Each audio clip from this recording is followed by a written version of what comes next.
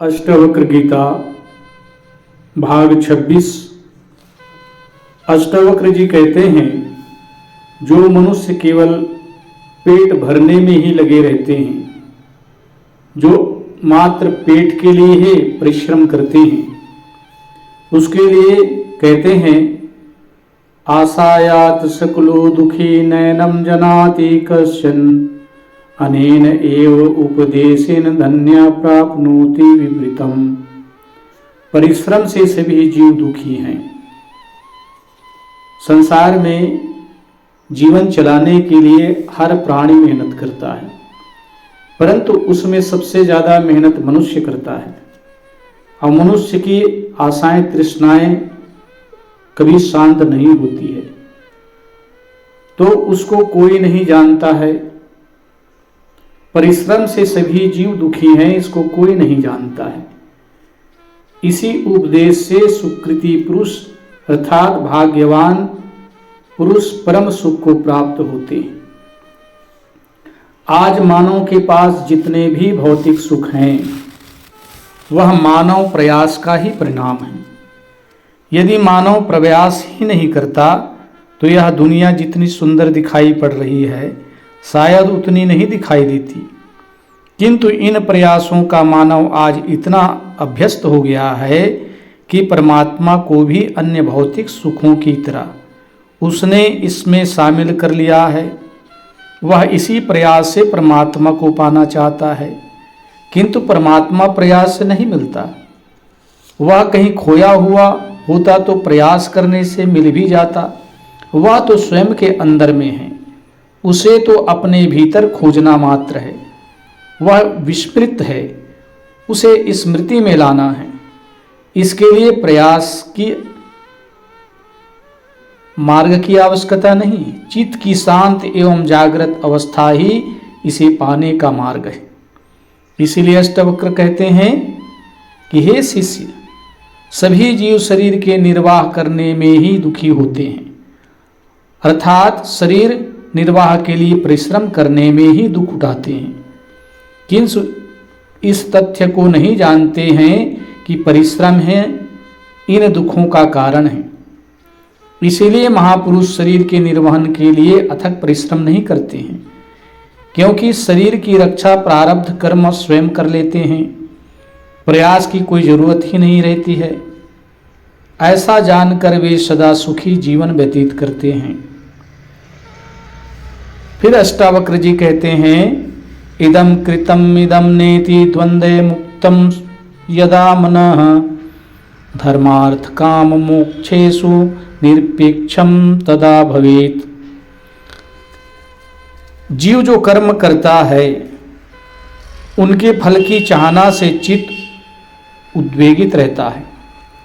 अच्छे कर्म का फल अच्छा और बुरे कर्म का फल बुरा फल मिलता है, जिससे जीव को सुख और दुख भोगने को मिलते हैं।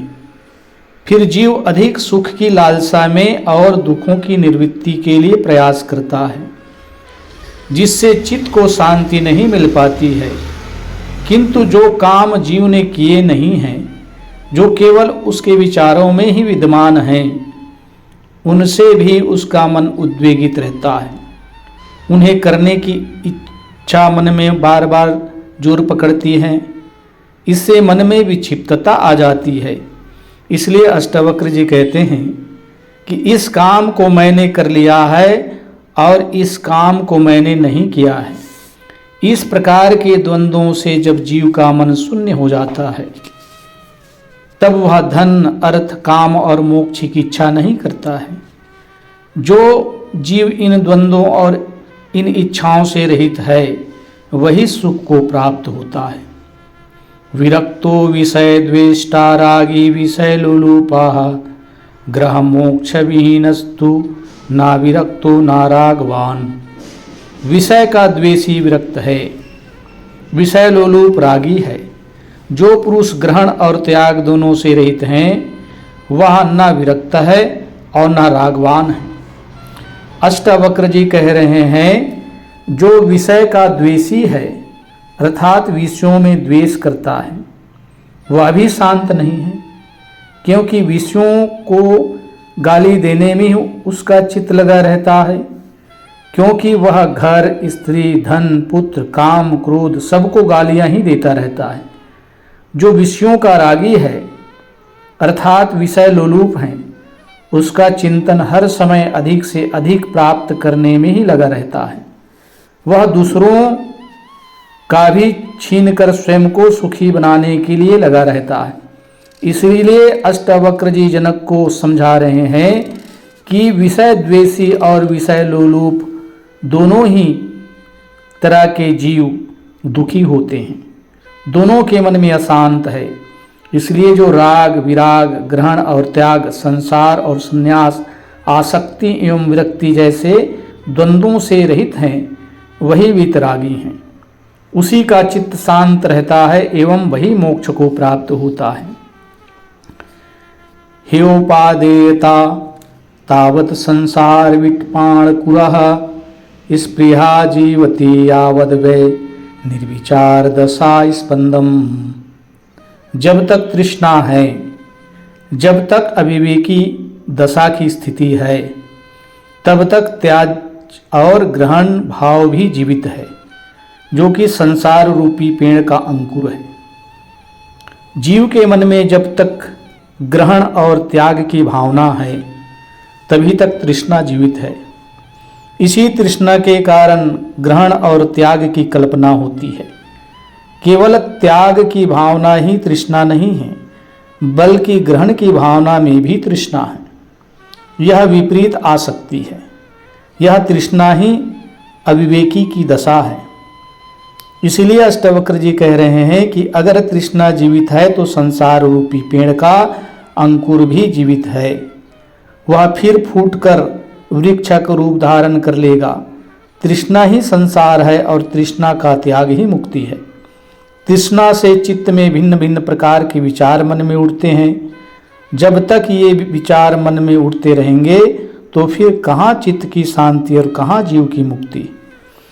प्रवृत्तो जायते रागो निर्वित्वे देश एव हि निर्द्वंदो वालवद्धि मानेवमेव व्यवस्थिताः।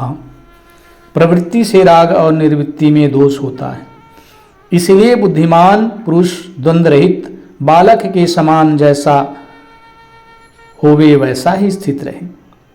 मुक्ति के लिए दो मार्ग बतलाए गए हैं, एक प्रवृत्ति का मार्ग और दूसरा निर्वृत्त का मार्ग।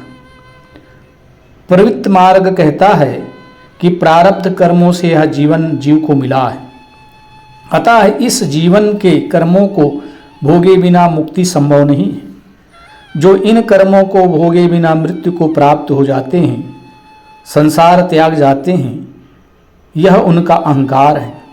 यह कर्मों के नियम का उल्लंघन है। यह मार्ग यह भी कहता है कि जिससे मुक्त होना हो उसे पूरा भोग लो। जब पूरा भोग लोगे तो स्वाभाविक है कि उससे अरुचि हो जाएगी व तुम उससे मुक्त हो जाओगे। परंतु निर्वृत्ति वाला मार्ग यह कहता है कि भोग भोगने से विषय वासना शांत नहीं होती है। यह आकर्षण ही ऐसा है कि जितना तुम भोगोगे उतनी ही वासनाएं बढ़ती चली जाएंगी। यह कभी पूरी नहीं होती। इसलिए निर्वृत्ति ही मार्ग है।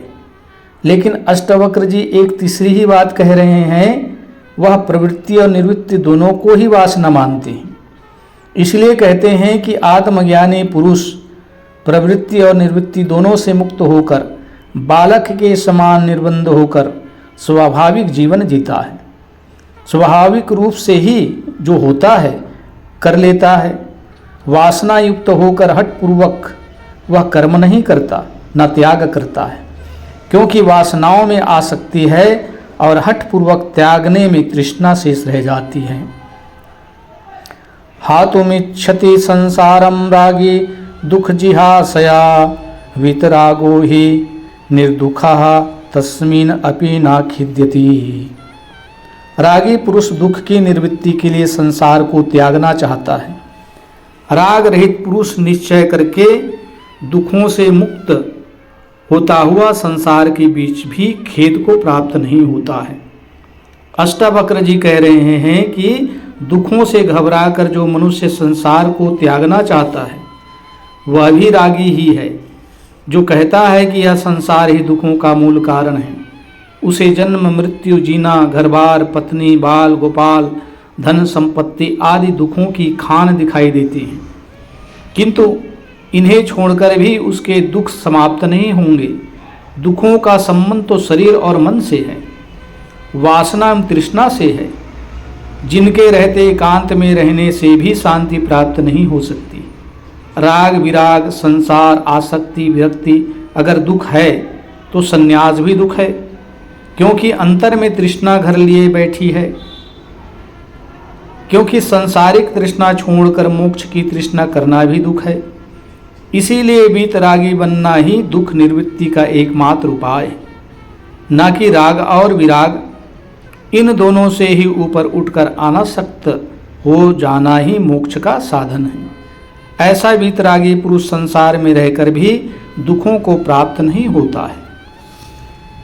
यस्याभिमानो मोक्षे अपि देहे अपि ममता तथा न च योगी न वा ज्ञानी केवलम दुख भाग सो।